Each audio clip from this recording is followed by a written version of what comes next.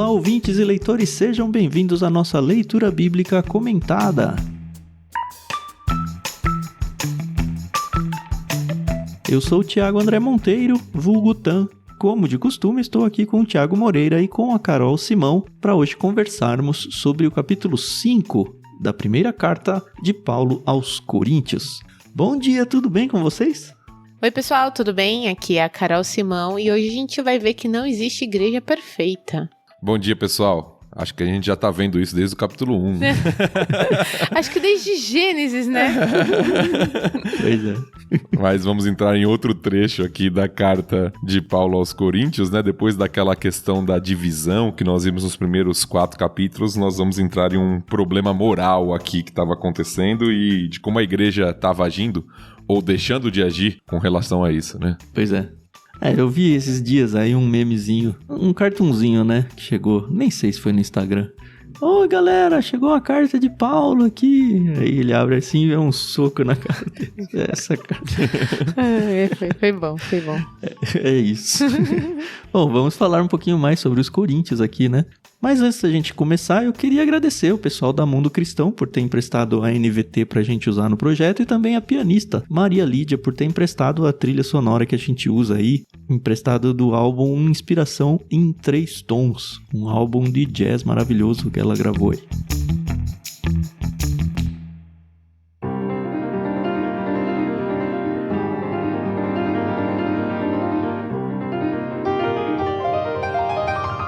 Bom, estamos começando aqui o que vai ser o nosso bloco único. 1 Coríntios aqui é um capítulo mais curtinho, mas tem bastante coisa para ser dita aqui. São só 13 versículos. E apesar da gente até conseguir, se fizer muita força, quebrar em 2 blocos, acho que não faz muito sentido, porque o assunto todo desse capítulo é único, né? E a Carol, como ela quer fugir da semana que vem, né, Carol?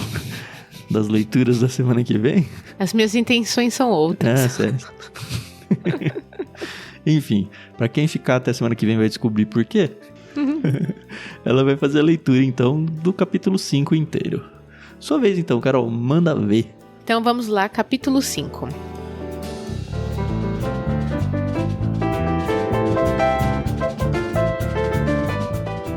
Comenta-se por toda parte que há imoralidade sexual em seu meio, e imoralidade que nem mesmo os pagãos praticam. Soube de um homem entre vocês que mantém relações sexuais com a própria madrasta. Como podem se orgulhar disso? Deveriam lamentar-se e excluir de sua comunhão o homem que cometeu tamanha ofensa. Embora eu não esteja com vocês em pessoa, estou presente em espírito. E como se estivesse aí, já condenei esse homem em nome do Senhor Jesus. Convoquem uma reunião. Estarei com vocês em meu espírito e o poder de nosso Senhor Jesus também estará presente. Entreguem esse homem a Satanás, para que o corpo seja punido e o espírito seja salvo no dia do Senhor. Não é nada bom se orgulharem disso. Não percebem que esse pecado é como um pouco de fermento que leveda toda a massa? Livrem-se do fermento velho, para que sejam massa nova, sem fermento, o que de fato são. Cristo, nosso Cordeiro Pascal, foi sacrificado. Por isso, celebremos a festa não com o velho pão, fermentado com maldade e perversidade, mas com o novo pão da sinceridade e da verdade, sem nenhum fermento. Quando lhes escrevi antes, disse que não deviam se associar com pessoas que se entregam à imoralidade sexual. Com isso, porém, não me referia a descrentes que vivem em imoralidade sexual, ou são avarentos, ou exploram os outros, ou adoram ídolos. Vocês teriam de sair deste mundo para evitar pessoas desse tipo. O que eu queria dizer era que vocês não devem se associar a alguém que afirma ser irmão, mas vive em imoralidade sexual, ou é avarento, ou adora ídolos, ou insulta as pessoas, ou é bêbado, ou explora os outros. Nem ao menos comam com gente assim. Não cabe a mim julgar os de fora, mas certamente cabe a vocês julgar os que estão dentro. Deus julgará os de fora. Portanto, eliminem o mal do meio de vocês.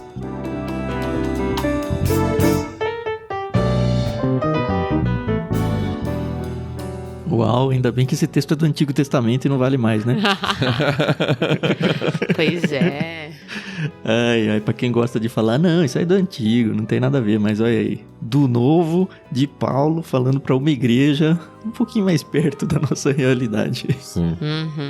Apesar de que a gente sabe que tem algumas igrejas que fingem que não tem esse capítulo, eu sei lá. Eu acho que não é que nem finge, eu acho que muitas igrejas nem se dão conta desse capítulo, sabe? A liderança, Carol. Ah, tá. Até entendo os membros que não leem a Bíblia e tal, mas a liderança... Eu espero que não, espero realmente que não. Que fujam, né? Não, porque começa assim, no 1 e o 2, né? Falando, obviamente, de imoralidade sexual dentro da igreja. E o que me assusta de cara é ele falar, ó, imoralidade que nem mesmo os pagãos praticam. Cara, eles estão em Corinto. A igreja que tem como referência a imoralidade. E nem no meio deles, assim, aliás, até no meio deles isso é considerado uma abominação, sabe? A cidade olhava para aquilo e falava, mano, sério que vocês estão fazendo isso? Deixa eu só entender um contexto aqui. Não tô querendo passar pano pra ninguém, tá? Muito menos pra essa situação aqui. Mas quando ele fala de um homem que está vivendo com a sua madrasta, o pai dele ainda está vivo? Não que seja menos pior, tá bom? Não é isso que eu tô querendo dizer. Mas assim, porque se... Tô pensando aqui, se ela fosse viúva, por exemplo, ele poderia falar, não, eu tô aqui e vou ficar com ela, vou, sei lá, me casar com ela, mas eu não sei o contexto. Pelo visto aqui, os cônjuges ainda estavam vivos, né? Não sei, mas é uma boa pergunta. Eu acho que pela gravidade da forma como é colocado, sim. Tá? O texto não afirma, tá bom? O texto não tá afirmando isso. Mas pela gravidade, da forma como o Paulo coloca aqui, né? Que nem entre os gentios, como o Tan destacou bem, né? E aqui quando ele fala gentios, ele tá falando dos incrédulos, dos pagãos, né? Não necessariamente não judeu, mas os incrédulos em geral, né? Então ele tá falando, olha, nem entre eles se aceita isso. E a sua defesa é que estava vivo, pai, é isso? Sim, estava vivo. Eu creio que sim. Pela gravidade como é colocado aqui, eu creio que sim. É assustador que, assim, eles são cristãos, né? Não judeus, como o Thiago falou. Mas eles têm como referência, não tem como negar, muito do Antigo Testamento. E leis, assim, estava muito mais próximo deles do que de nós, por exemplo. Sim. E a gente tem no Antigo Testamento o incesto, nesse caso aí, tanto com mãe quanto madrasta, né? Com uma punição prevista de morte. A gente tem isso em Levítico 18, a gente tem em Deuteronômio 22, repete isso.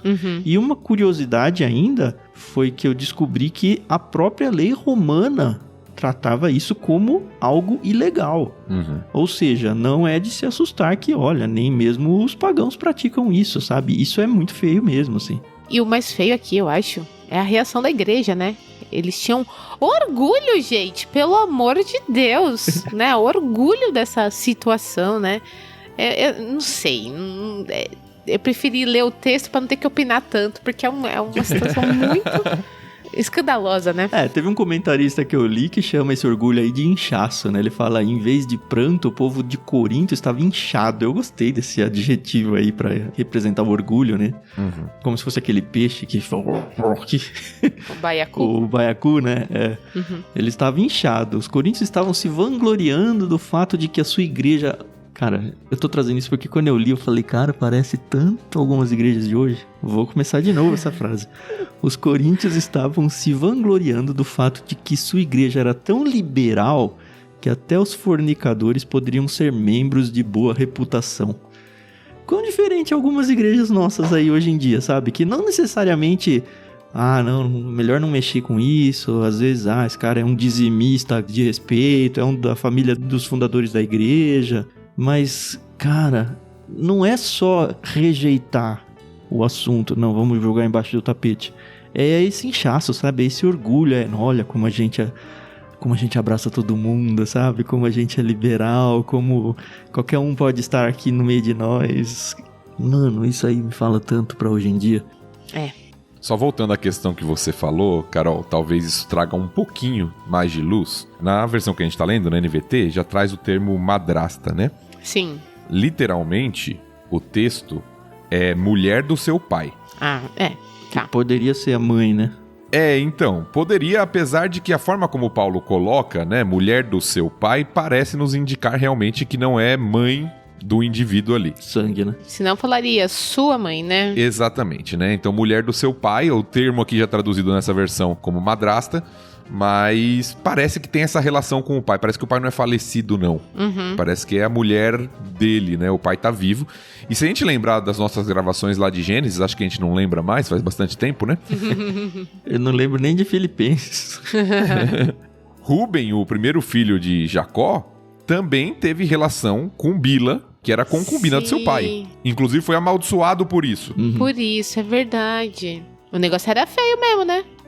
Então, e aqui Paulo fala severamente com relação a esse homem, o que ele está fazendo. Como o Tan disse bem, isso não era apenas algo da lei judaica, porque a gente poderia falar assim, talvez os coríntios não conheciam tão bem a lei, eles eram pessoas que se converteram do mundo pagão e talvez não tinham acesso ao Antigo Testamento e não conheciam tão bem a lei judaica, porém a própria sociedade reprovava isso. E como o Tan sacou no começo, uma sociedade imoral como a de Corinto. Sim. A gente falou lá no prefácio, né? Até o termo coríntios ficou pejorativo para falar a respeito de imoralidade. Então aquela cidade tinha todo aquele contexto de prostituição, a gente vai ver isso, né? Ainda mais pra frente no capítulo 6, falar de prostituição, né? Que Paulo também vai entrar nesse assunto. E mesmo assim aquela sociedade olhava para aquilo, para que aquele homem dentro daquela igreja estava fazendo e reprovava. Tal vergonha do que estava acontecendo ali dentro da igreja em Corinto.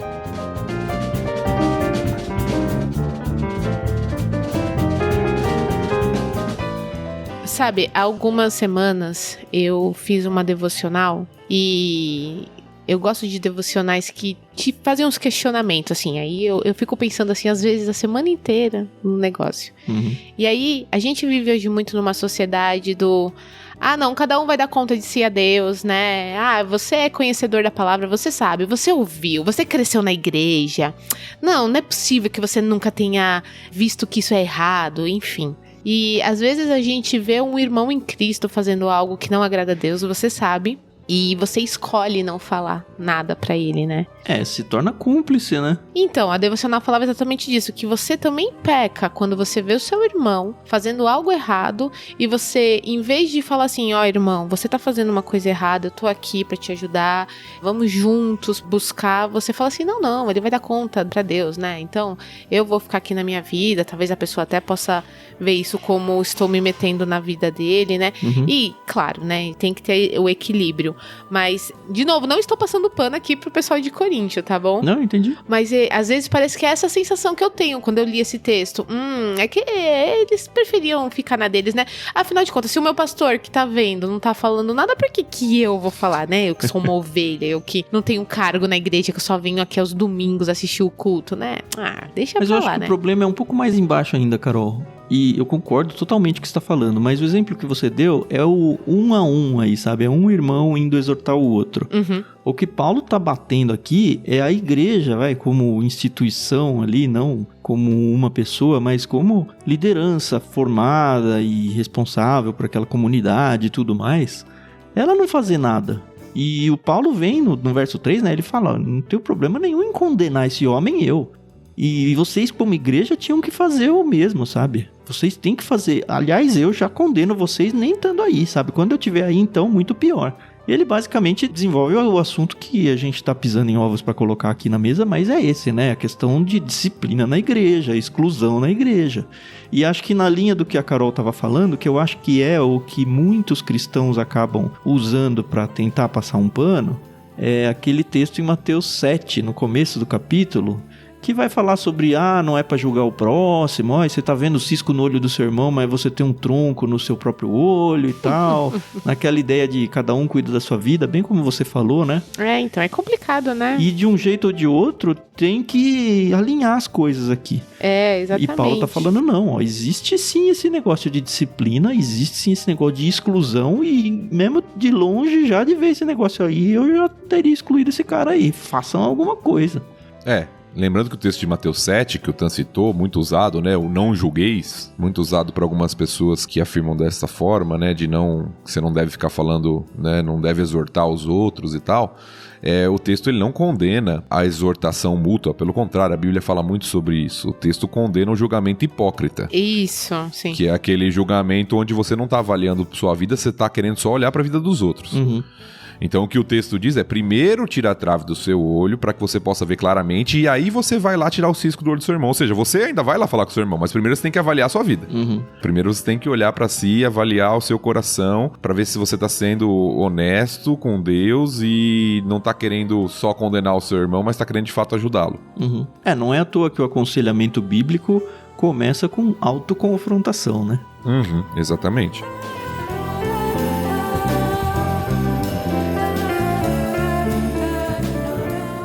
E é interessante porque o versículo 2, que já foi destacado pela Carol aqui, Paulo fala que eles estavam, na versão que a gente leu aqui, orgulhosos disso, né? Em outras versões, ensoberbecidos. Sim. É muito estranho isso, né? Quando a gente olha para a carta de Paulo aos Coríntios aqui, né? Porque tem um monte de problema naquela igreja. Mas eles se acham superiores. Uhum. No capítulo passado a gente falou um pouquinho sobre isso. Paulo usa até de ironia com eles lá nos capítulos 3, 4. Fala assim, vocês são sábios, né? Nós somos tolos. Vocês são fortes, nós somos fracos. Uhum. Ou seja, eles se acham superiores, eles se acham os mais sábios, eles se acham com todos os dons espirituais e por causa disso Deus está agindo no meio deles. Então eles são uma igreja super espiritual e tudo isso acontecendo no meio deles. Então, uma falta de percepção, né, do pecado e do que estava acontecendo no meio da igreja, e Paulo vai ter que falar como se eles não percebessem o que está acontecendo ali, né? Mas você acha isso uma grande surpresa, Thiago? Pensando nas igrejas de hoje em dia que eu tô falando, tá? Eu tô cansado de ouvir igrejas aí que inflam o peito pra falar, olha, eu recebo pessoas assim, pessoas assado. No capítulo da semana que vem, por exemplo, a gente vai ver uma lista de pecados lá que, cara, o texto diz claramente, essas pessoas não vão entrar no céu. E a gente vê também que igrejas hoje em dia pegam vários desses e falam, não, olha, eu tô abraçando essa galera e olha como isso é bom. Igrejas que não são só coniventes, sabe? Elas estão até, em certo sentido, defendendo essas atitudes como uma coisa normal. Nos dias de hoje, isso. Sim. É bom lembrar para quem está nos ouvindo que todos nós somos pecadores. Sim. E o que Paulo está falando aqui não é de alguém que pecou, é de alguém que está em rebelião, está em constante pecado não tratado. São duas coisas diferentes. A disciplina da igreja não é para quem peca. Todo mundo peca. Uhum. A disciplina da igreja é para aquele que peca, se diz cristão. Paulo vai chegar nesse ponto daqui a pouquinho, né? Uhum. Se diz alguém do meio da igreja, mas vive em rebeldia aos preceitos do Senhor. Na verdade, vive como um incrédulo. Um pecado deliberado, né? Então é um estilo de vida. Isso. É uma rebelião obstinada, não é um pecado. É.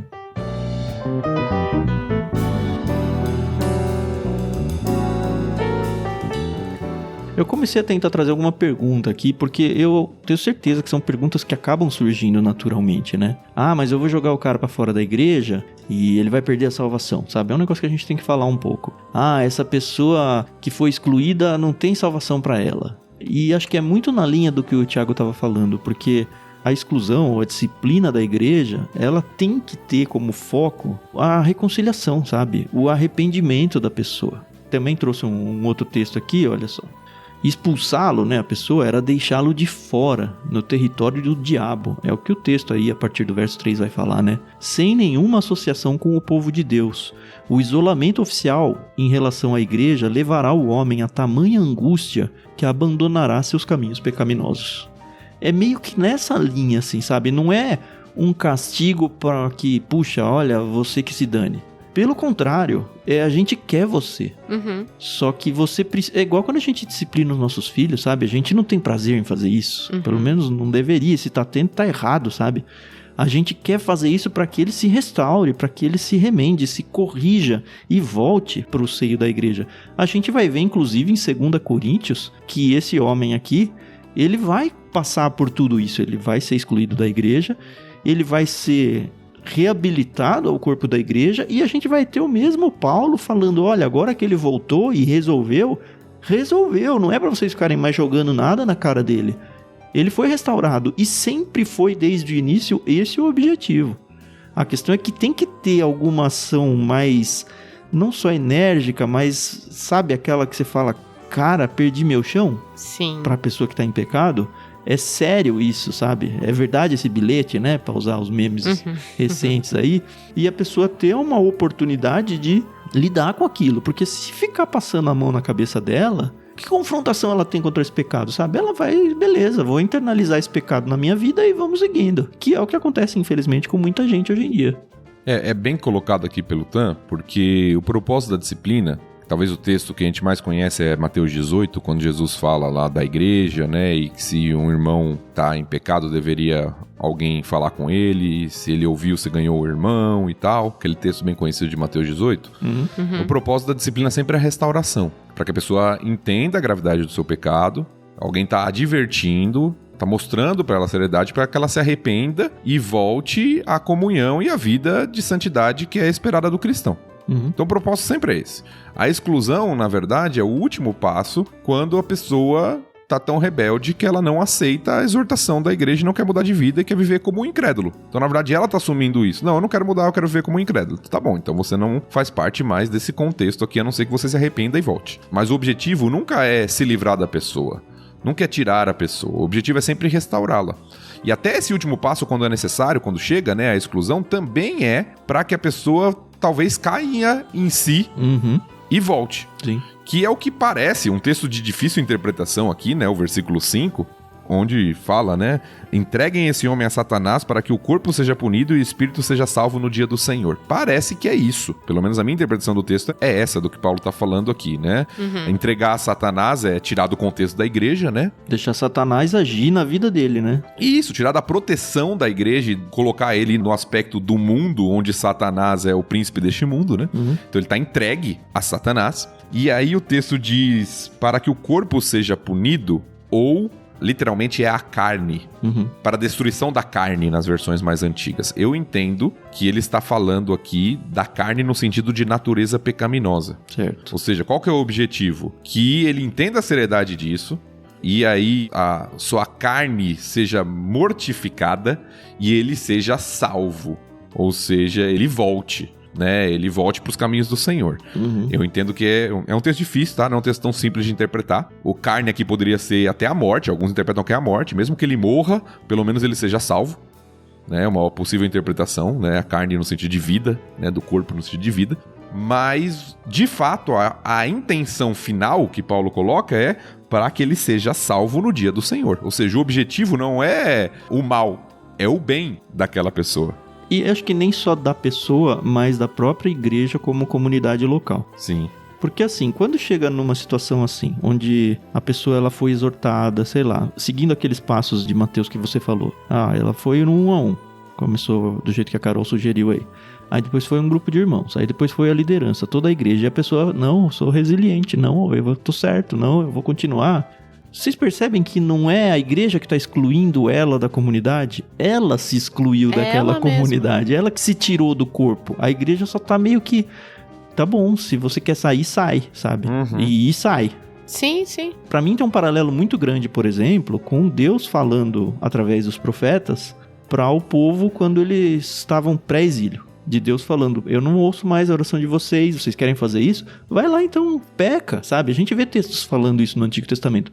E aí quando você estiver lá sofrendo, em exílio e tudo, aí você vai se lembrar de mim e aí um remanescente vai voltar. E esse remanescente é interessante, porque assim, eu defendo uma doutrina, eu acho que o Thiago também. Carol, não sei, nunca conversei com você disso, Carol.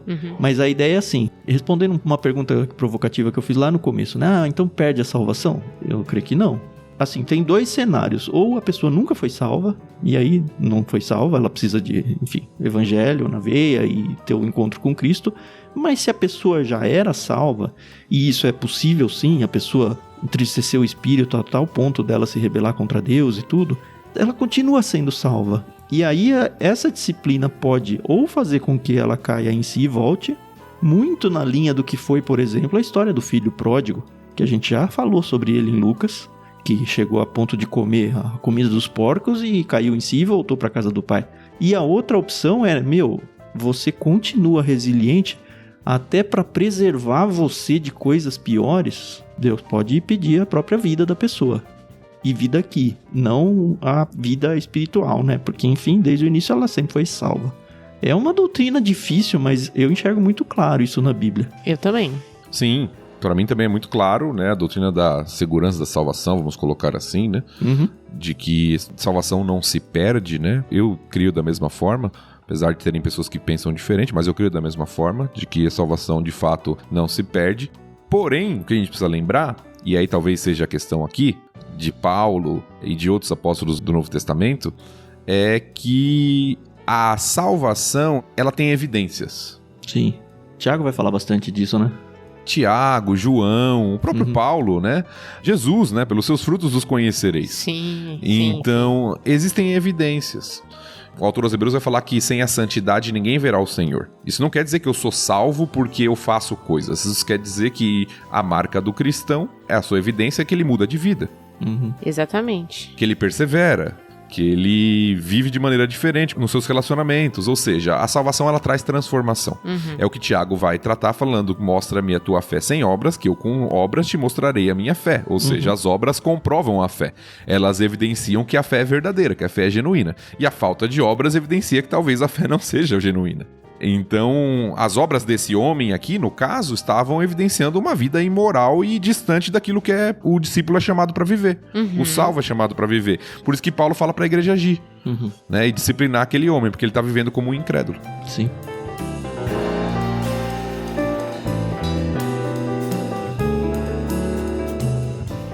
E aí tem o outro lado da moeda, né? A gente já olhou pro homem que está em pecado. Mas o quão mal faz para a igreja não tratar isso? Tá muito claro isso no texto também. Principalmente a partir do verso 6, né? Não é nada bom se orgulharem disso. Não percebem que esse pecado é como um pouco de fermento que leveda toda a massa? A gente já viu o fermento como símbolo de pecado, né? Aquela coisa de, é um negocinho que tá aqui, mas vai inchar, e inclusive combina com aquele adjetivo que a gente usou no começo do capítulo, né? Olha como vocês estão inchados aqui. Vocês estão inchados mesmo, mas é de fermento, sabe? Algo pequeno, sabe? Poderoso, mas que inchou a massa inteira. Sim. E vocês fazendo isso, não só estão passando pano na cabeça da pessoa, de negando a disciplina para ele, né? Mas vocês estão ensinando até todas as outras pessoas que tudo bem viver assim. Exatamente. É o negócio do exemplo, né? Que arrasta. Sim. E eu acho que de fato, essa é a ilustração do fermento, né? É uma ilustração muito clara, a gente não precisa nem contextualizar, porque na nossa cultura também se usa o fermento, né? Sim. Então você coloca um pouquinho daquilo e faz com que a massa cresça. Ou seja, o pouco do fermento, mesmo que seja uma pessoa, né? No caso, esse homem aqui fazendo isso, contamina a igreja toda. Contamina a massa toda. Serve como um modelo, né? Então outras pessoas podem olhar para aquilo e falar, então isso é normal. Então isso pode. Então a gente pode viver dessa forma. É interessante que o termo que Paulo usa lá no começo, no versículo 1, para imoralidade, é o termo porneia. Da onde vem palavras como pornografia, né, na nossa cultura. E o termo porneia, ele é um termo muito geral e usado para praticamente todo tipo de imoralidade sexual. Claro que Paulo especifica a desse homem aqui, falando que é se relacionar com a sua madrasta. Porém, a imoralidade desse homem pode ser um modelo para que outras pessoas vivam em todo tipo de imoralidade dentro da igreja de Corinto. Um catalisador, né? Exatamente. É um fermento, que é um catalisador no caso. E é interessante que ele usa a questão do fermento também comparando com a Páscoa, né? É verdade. É verdade. Porque na real foi quando mandou tirar o fermento, né? A Páscoa dos judeus. Inclusive ele já faz aqui a ponte no verso 7 com Cristo, nosso Cordeiro Pascal, apresenta Cristo, Evangelho. Aquela ilustração do Egito sendo trazida aqui para o próprio Cristo, né? Aquele cara que faz com que nós estejamos sem fermento, sem pecado e tudo mais. Exatamente, porque na festa judaica, né, ele tinha que comer o pão sem fermento. Né, na celebração da festa judaica, por causa de todo o contexto lá, que não deu tempo, né, você tinha que sair com pressa do Egito e tal. Sim. Então o alimento deles era o pão sem fermento, e aqui o fermento como símbolo do mal, do pecado, né, uma simbologia que é usada nesse texto aqui especificamente. Paulo faz essa ligação, olha, vocês estão deixando que o pecado, ele se alastre, mas lembre-se que vocês deveriam comer o pão sem fermento, por causa que o Cordeiro da Páscoa, o Senhor Jesus Cristo, foi sacrificado em nosso lugar. Então você não deve comer o pão fermentado com a maldade, com o pecado, mas viver uma vida de santidade sem o fermento. É uma ilustração, né? Uma ilustração para falar da necessidade de vida de santidade, por causa do sacrifício de Cristo na cruz. Porque Cristo é o Cordeiro Pascal, tem gente que faz o raciocínio ao contrário, né? E talvez Corinto caísse nesse erro também, né? O raciocínio contrário. Bom, Cristo já morreu pelos meus pecados, então eu posso viver do jeito que eu quero. Né, já tá pago mesmo, Cristo já pagou, então eu vivo da maneira que eu acho melhor. Paulo tá argumentando o contrário. Porque Cristo, o Cordeiro, foi sacrificado, você deve viver agora em santidade. Porque é assim que você honra o sacrifício que ele fez na cruz do Calvário. Exato.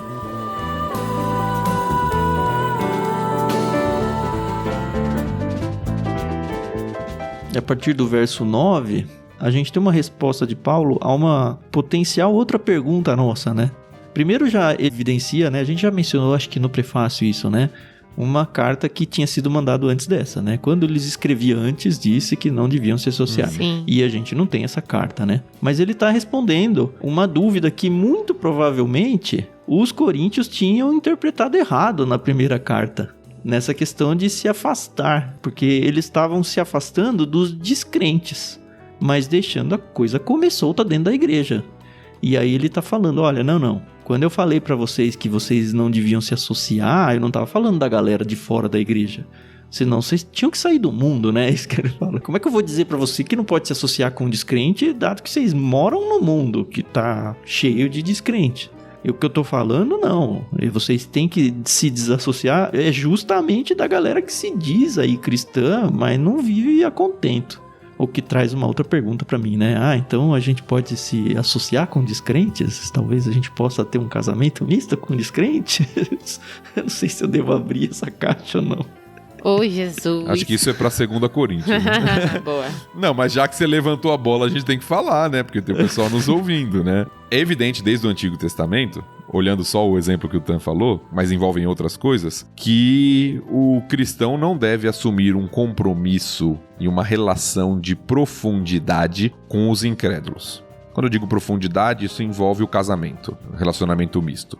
Por quê? Porque o casamento, ele também é um ato espiritual de adoração. Sim, sim. E é impossível você fazer isso de uma maneira adequada com um incrédulo. Uhum. Por isso que o povo de Israel era chamado a não contrair casamento com outros povos.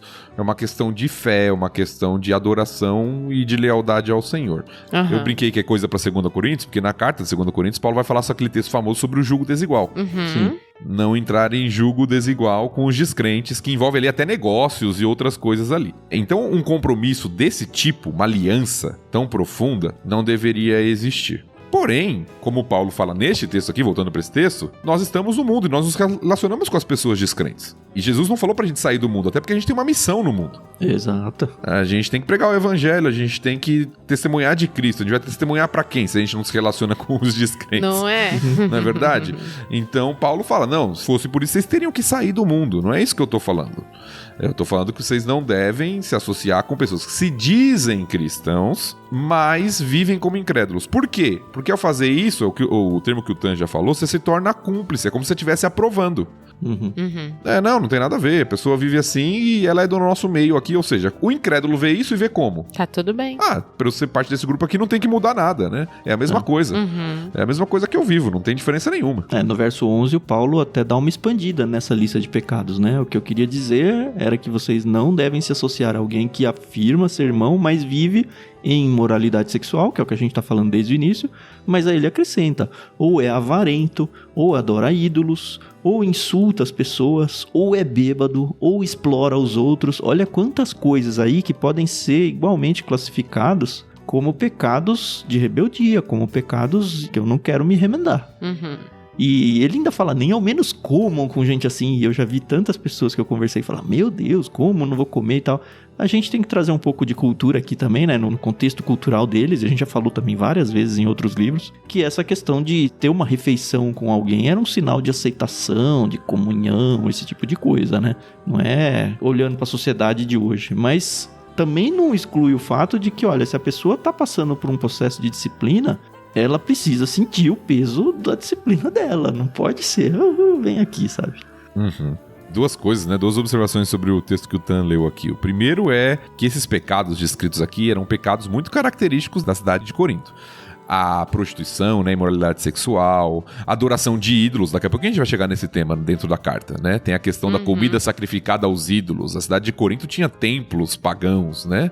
Então, a questão de adoração aos ídolos, a questão de bebedice, né? As orgias que existiam, regadas a muito vinho, né? A bebedeira. Então, são pecados que são culturais, vamos colocar assim, de Corinto. Ah, mas tem avarento, tem insulto, tem exploração do próximo. Sim, exato. Tem outras questões que também provavelmente aconteciam ali, né? Que certamente aconteciam naquele contexto, mas só tô pegando alguns para ilustrar que isso era marca de Corinto. E que Paulo tá falando, mas se você é cristão, se você entregou sua vida para Cristo, a cultura ao seu redor não pode ditar mais o seu comportamento. Agora quem tem que ditar o seu comportamento é o evangelho. Sim.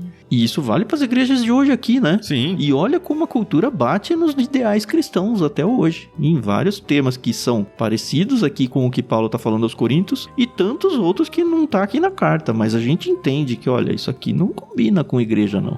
E a segunda questão sobre esse versículo é a parte final, né? Nem ao menos comam com gente assim. Tem duas interpretações dessa frase aqui, né? Não se junte com essa gentalha, é isso? A primeira é a refeição comum. Como o Tan disse, a gente falou isso lá em Lucas, se eu não me engano, porque Jesus era acusado muitas vezes de comer com os pecadores. Sim. Porque comer junto com alguém era uma questão de associação muito forte na cultura antiga. Né? Diferente de hoje, né? A gente vai no shopping, tem aquelas mesonas, você come com gente que você nunca viu do seu lado, você não tem relação nenhuma com a pessoa. Já pensou? Chega no shopping e escuta, você é cristão? Não, então não posso sentar aqui. Ou pior, você é, mas você tá com algum pecado? Tá, você tá disciplinado então, na sua igreja? Então sai daqui. No mundo antigo, comer junto era um sinal de estar em comunhão, né? Estabelecer comunhão com alguém. Só que no caso aqui, pode ter um agravante, que é a questão da ceia do Senhor. Ah, é verdade, eu não pensei nisso. Nem eu, não me explique, por favor. A ceia não é a nossa, que é um micro copo de suco e um quadradinho de pão. Exatamente. Nós vamos chegar no capítulo 11, não quero dar spoiler, mas onde Paulo vai falar sobre problemas que estavam relacionados à ceia, lá em Corinto. E um dos problemas é que tinha um pessoal que chegava antes, comia tudo, não deixava pros outros, porque a ceia no mundo antigo era uma refeição. Sim. Né? Como o Tan falou, não era aquele pedacinho de pão ou aquele cálice pequenininho. De fato, era uma grande refeição de celebração. E o que a gente conhece um pouquinho da história da igreja, dos registros que ficaram para nós, é que os cristãos, eles tinham essa refeição geralmente semanal, uma vez por semana, onde eles comiam juntos e celebravam a ceia do Senhor nesse momento. Então, esse texto pode estar se referindo também de que esse homem não podia participar daquela refeição comunitária da igreja, onde a celebração da ceia era exercida. Paulo vai falar sobre esse problema mais pra frente na carta, a gente vai chegar lá, mas parece que isso pode estar envolvido nesse contexto de não comer com ele, ou seja, ele não pode participar da comunhão. Por quê? Porque ele não tá em comunhão, ele tá em pecado, ele precisa tratar a vida dele primeiro. Tá certo. Não pensei nisso, mas é verdade.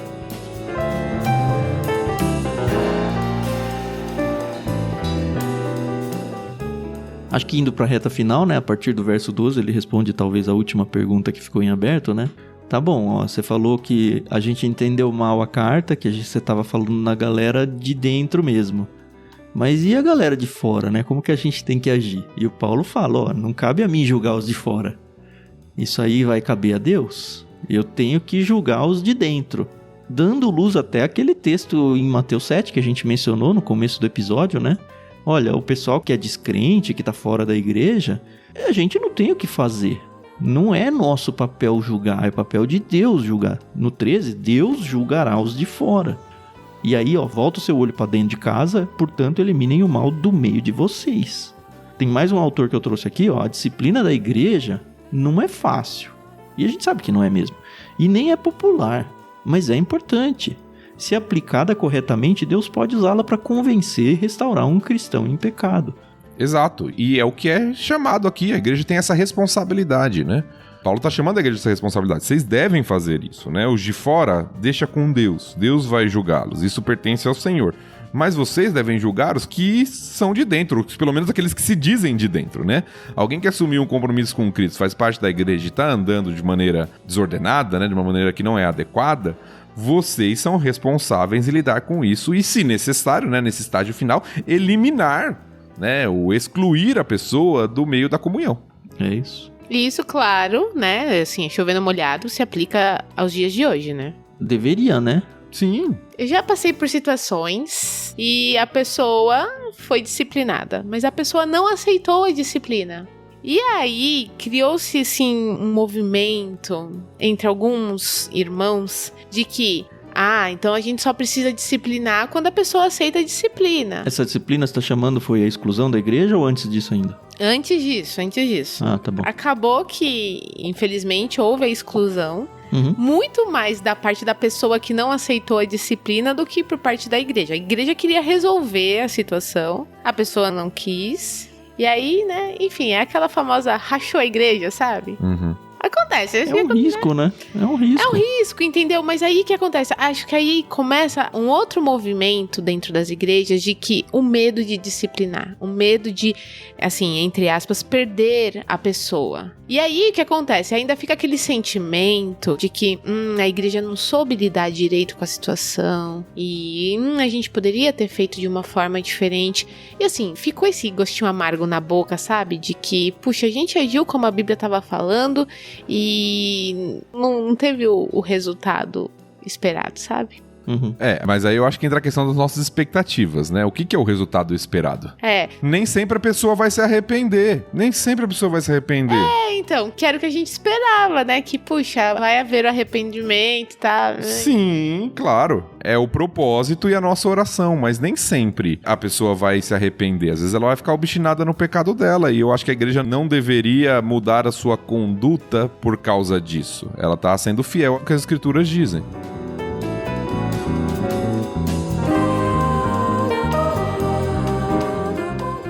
Mas eu quero fazer uma outra pergunta aqui e acho bom que o Thiago é pastor de igreja e ele vai conseguir explicar bem pra gente a prática da coisa. A gente falou tanto aqui de exclusão de igreja. Na prática, o que é isso? É proibir a pessoa de entrar na igreja? É tirar ela dos ministérios? O que é excluir uma pessoa de igreja? Pensando nos dias de hoje mesmo. É claro que cada igreja tem a sua conduta, tá? Então eu vou falar algo aqui que talvez não seja regra para todas as igrejas, tá bom? Uhum. Acho que bons princípios, né? Talvez. Uhum.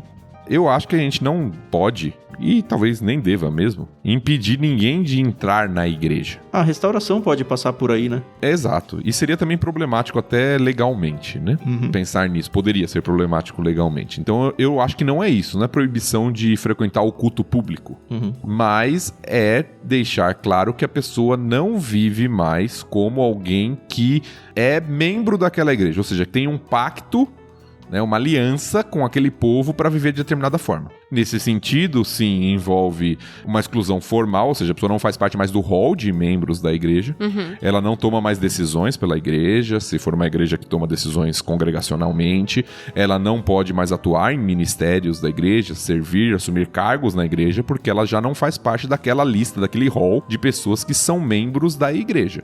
E, agora, pensando na parte informal, e aí que tem mais a ver com os membros, e aí nós temos, né, nós pastores precisamos ensinar nossos membros a lidar com isso, não é tratar mal a pessoa quando ela aparece, quando ela surge ou quando você encontra ela na rua, mas também não é agir como se nada estivesse acontecendo. Sim, É agir mostrando que a pessoa... que a gente tá orando por você, a gente tá orando pra que você se arrependa e volte, pra que você acerte sua vida com Deus. Fazer ela lembrar que tem algo a resolver, né? Existe algo a ser resolvido, exato.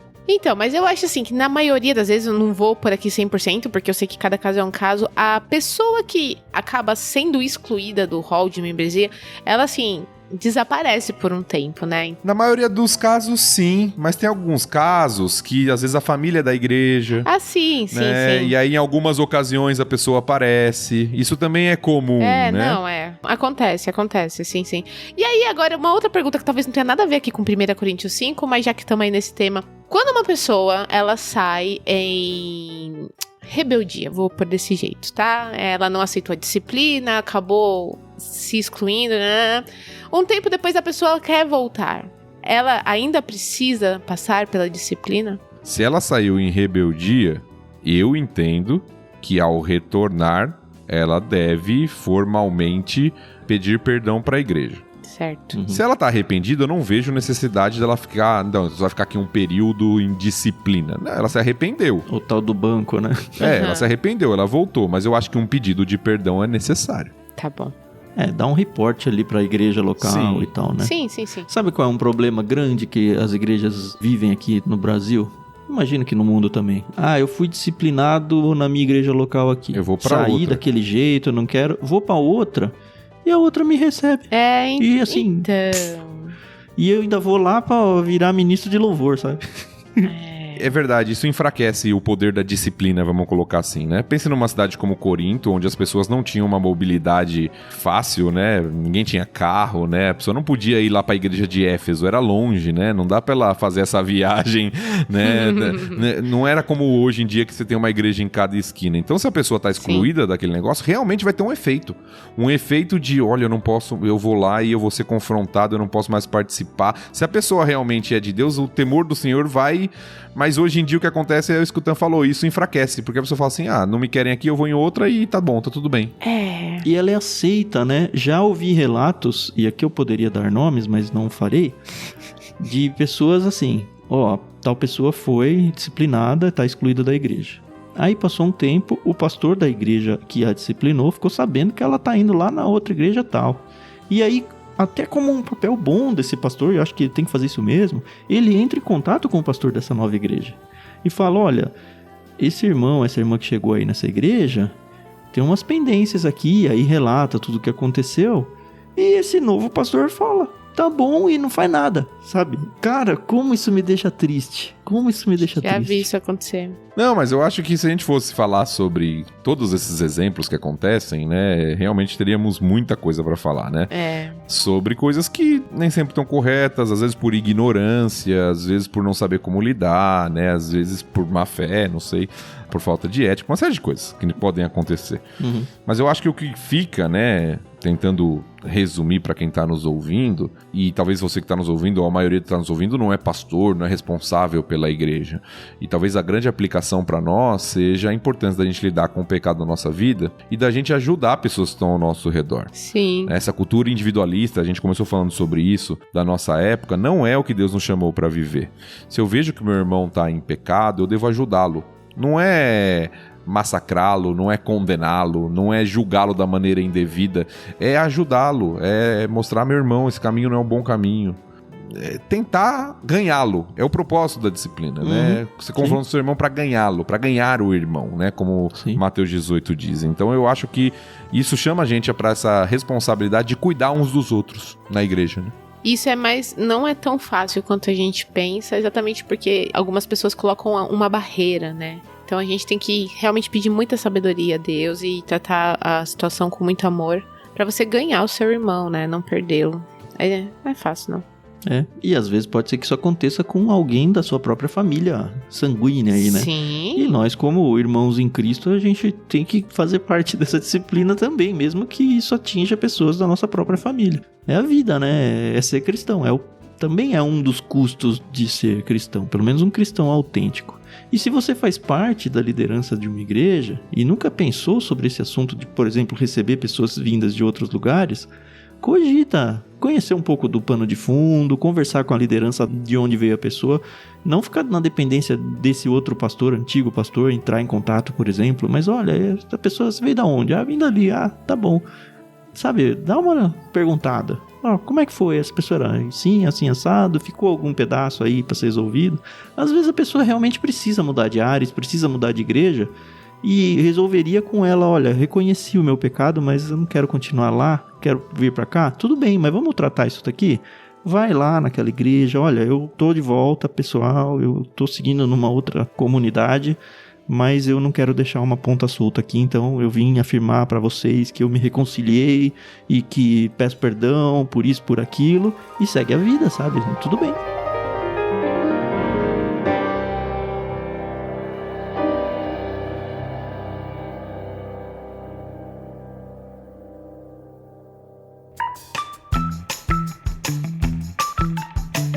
Fechou?